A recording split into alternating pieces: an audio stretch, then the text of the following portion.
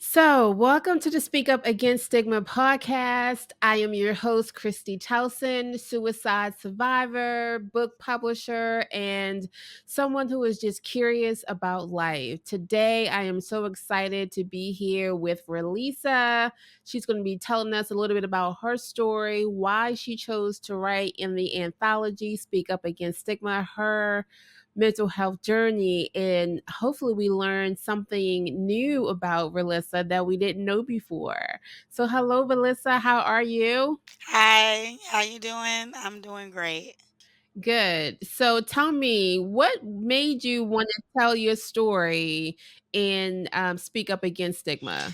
Well, first, I want to thank you for your cause with mental health. It is real. It's been a struggle of my life for a while with losing my parents and the trauma surrounding that.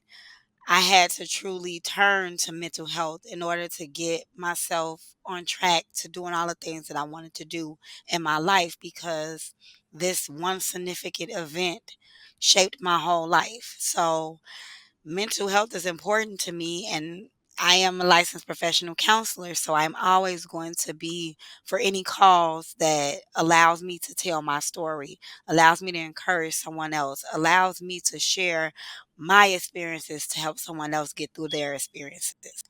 That's amazing. I think so many people who are in the work of mental health, advocates or professionals in that space, they come from such a place of compassion because of their own experiences. Do you find that to be the case with you? Yes, I'm very compassionate in the field that I am. Being a licensed professional counselor has opened my eyes to the fact that we all struggle and we all are trying to figure out how to navigate the daily struggle when we didn't have many resources to actually get through mental crisis or emotional breakdowns. So every chance I get, I try to be understanding of the fact that we're all human. We all struggling. We all trying to figure it out. We're all trying to stay sane. So have a little compassion and kindness to the people that you don't even know their story, but there could be something going on that you missed because you didn't try to understand. Yeah, that's so true.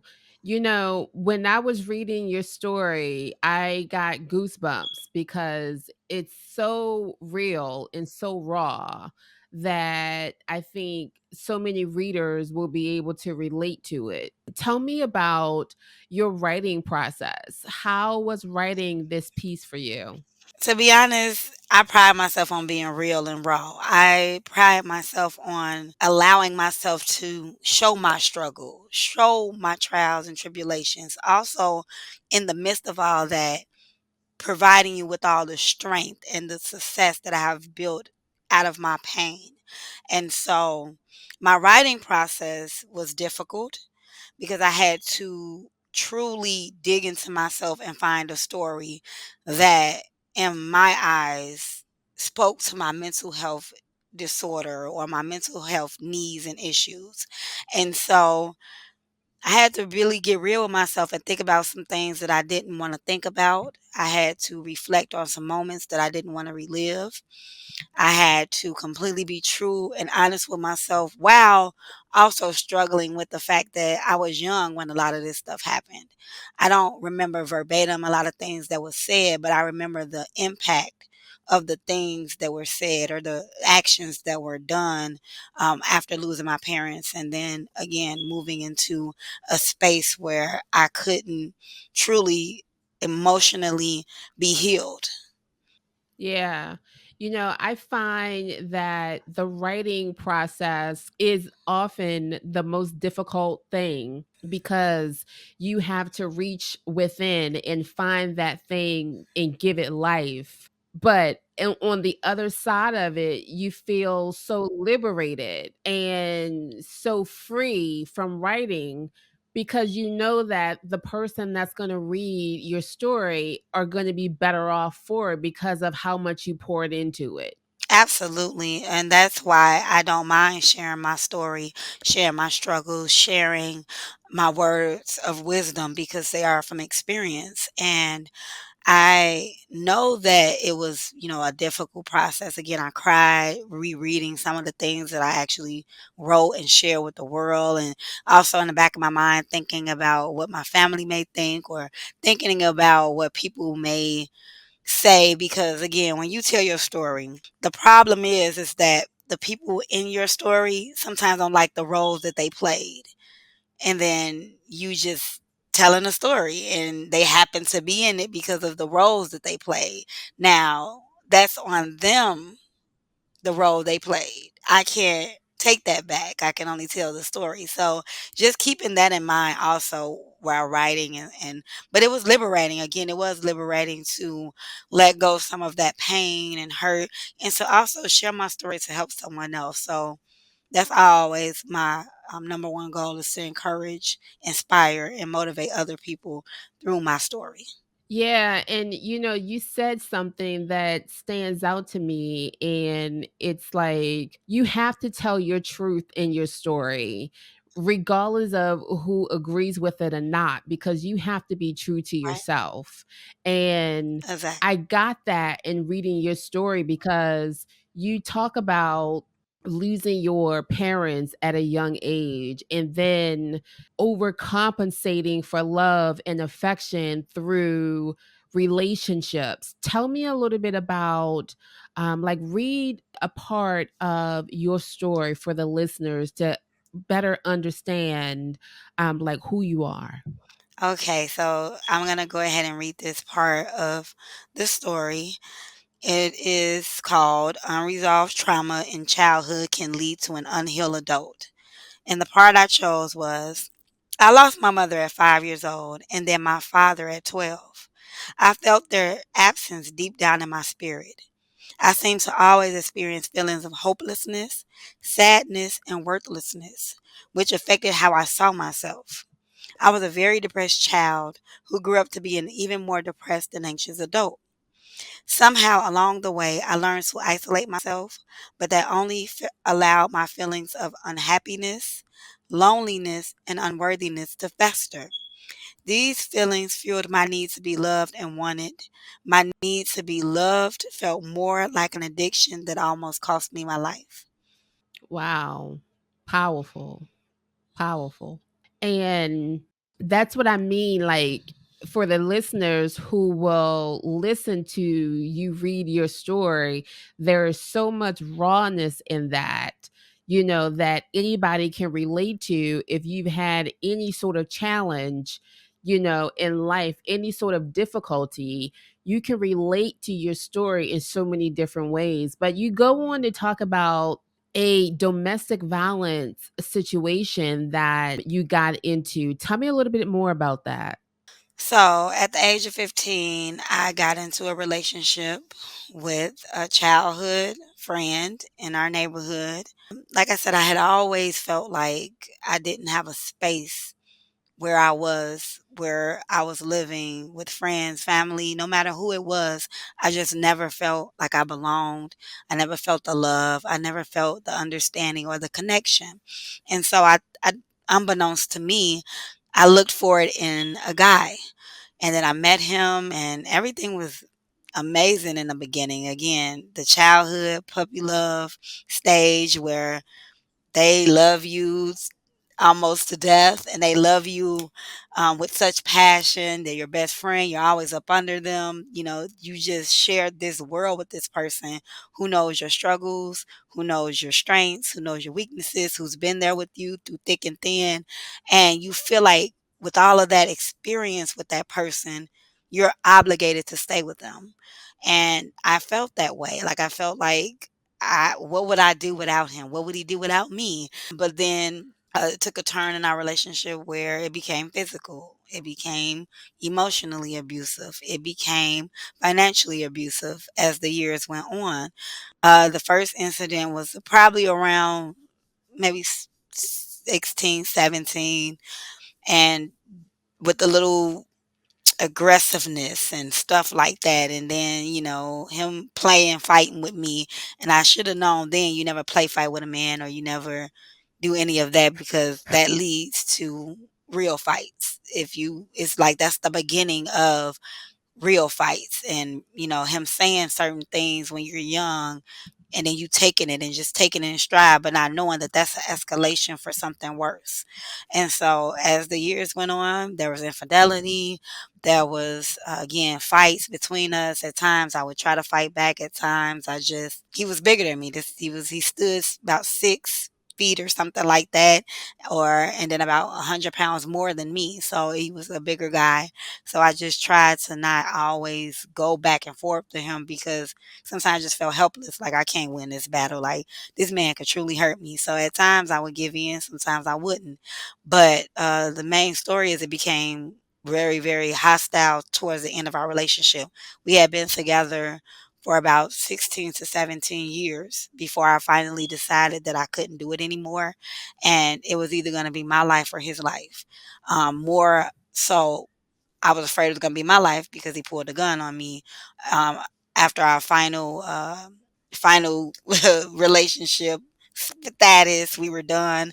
I was done once he did that, and so I had to move on from that. I truly did. It was very painful.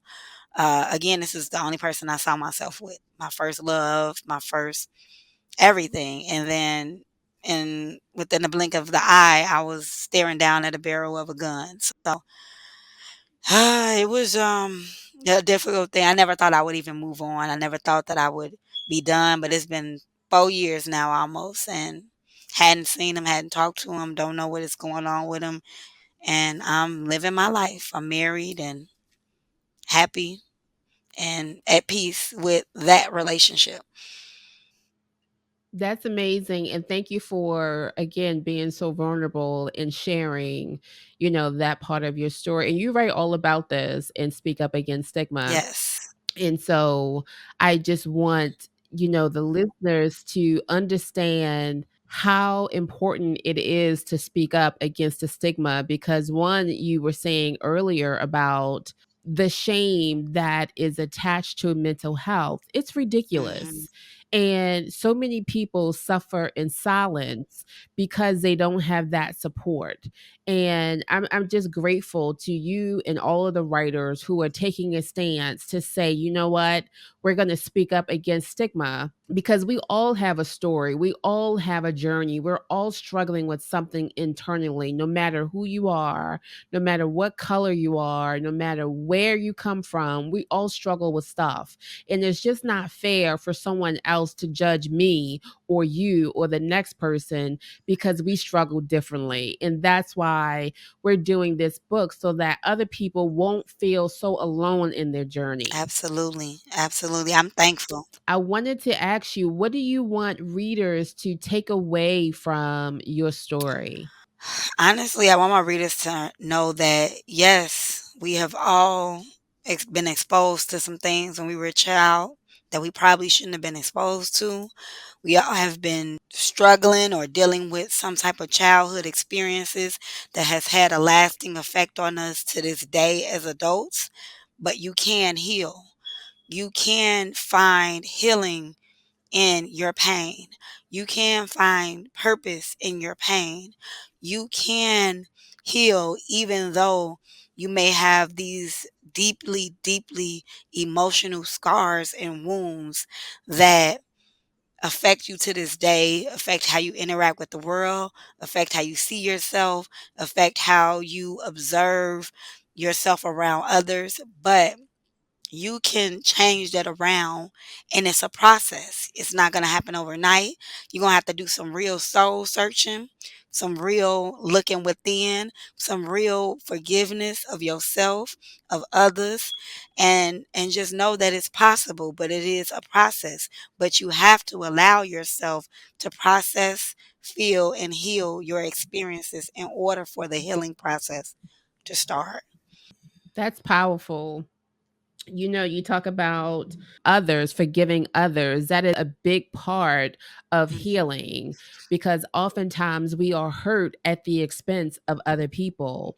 And the moment that we can begin to forgive other people for hurting us, regardless of what that hurt is, the better off we are for it. And it is a Yes, process. You're so right. It is a process that takes time that we have to give ourselves grace for so that we don't feel like we have to be healed or cured or transformed overnight. And the one thing that you said that I love is give yourself a chance to feel it. And I think that is something that we shy away from because we don't want to feel the hurt. We don't want to feel the pain. But sometimes it is in feeling that you get your breakthrough for your healing and for your transformation. that's true.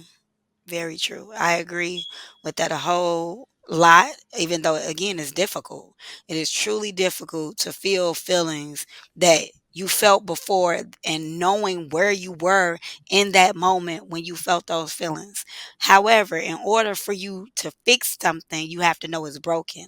And the only way you know that you're broken is if you feel what you're feeling and then allow yourself to process that, then go ahead and feel anger. Go ahead and feel sadness. Go ahead and feel hurt. But then start the healing process each and every day that you take a step in this life. Take a step towards healing.